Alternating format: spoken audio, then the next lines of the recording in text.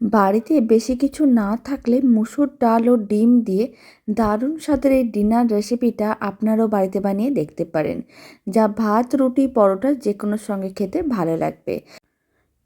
নমস্কার, আমি রুমি। আপনাদের সবাইকে আবারও একটা দারুণ স্বাদের রেসিপিতে স্বাগত।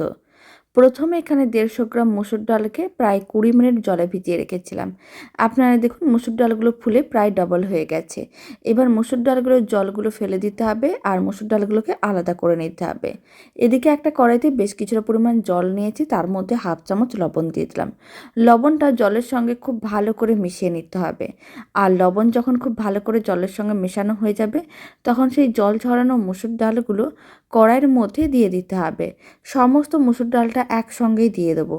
তারপর খুব ভালো করে মুসুর ডালগুলোকে জলের সঙ্গে মিশিয়ে নিতে হবে। আর কড়াইয়ের ঢাকনাটা বন্ধ করে দিতে হবে। এইভাবে মিডিয়াম ফ্লেমে 10 মিনিট রেখে দিতে হবে, তাহলেই মুসুর ডালগুলো সেদ্ধ হয়ে যাবে। এখন 10 মিনিট পরে দেখাচ্ছি। আপনারা দেখুন মুসুর ডালগুলো সেদ্ধ হয়ে গেছে। ঠিক এরকমই সেদ্ধ করে নিতে হবে। এবার আমি মুসুর ডাল সেদ্ধটাকে ভালো করে একটু মিশিয়ে নিলাম। খুব ভালো করে মেশানোও হয়ে গেছে। ঢাকনা বন্ধ করে কড়াইটাকে এক সাইডে রেখে দিচ্ছি। আর একটা কড়াইকে গ্যাসের ওভেনের ওপরে বসিয়ে দিলাম। কড়াইয়ের মধ্যে খুবই সামান্য পরিমাণ সর্ষের তেল দিয়ে দিলাম। তেলটা খুব ভালো করে কড়াইয়ের চারিদিকে ছড়িয়ে নিতে হবে। আর তেল যখন ভালো করে ছড়ানো হয়ে যাবে, কড়াইয়ের মধ্যে 3টে ডিম দিয়ে দিতে হবে। আর অল্প একটু লবণ ছড়িয়ে দিতে হবে। আর লবণটা ডিমের সঙ্গে খুব ভালো করে মিশিয়ে নিতে হবে। তারপরে নাড়াচাড়া করে ডিমগুলোকে ভেজে নিতে হবে। মানে ছোটো ছোটো টুকরো করে ভেজে নিতে হবে। একেবারে ভুজিয়ার মতন করে ডিমটাকে ভেজে নিতে হবে। আর খুব বেশি লাল করে ভাজার দরকার নেই, একেবারে হালকা করে ভেজে নিতে হবে। যখন ডিমগুলো ভাজা হয়ে যাবে, তখন ভেজে নেওয়া ডিমগুলোকে তুলে যে কোনো একটা পাত্রের মধ্যে রেখে দিতে হবে।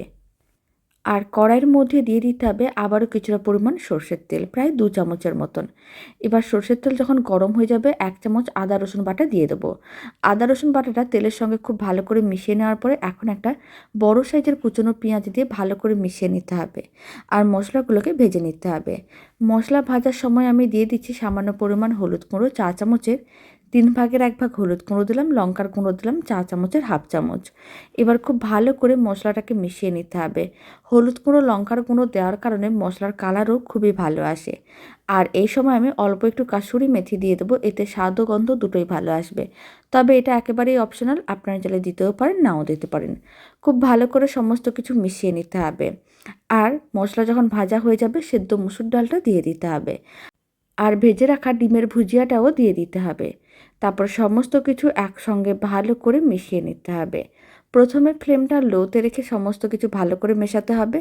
আর যখন খুব ভালো করে সমস্ত কিছু মেশানো হয়ে যাবে, তখন অল্প একটু চিনি দিয়ে দেবো। আর অল্প একটু গরম মশলার গুঁড়ো দেবো। ডাল সেদ্ধর সময় স্বাদ অনুযায়ী লবণ দেওয়া হয়েছিল, তাই আলাদা করে লবণ দিলাম না। যদি মনে হয় তাহলে অল্প একটু লবণ দিতে পারেন।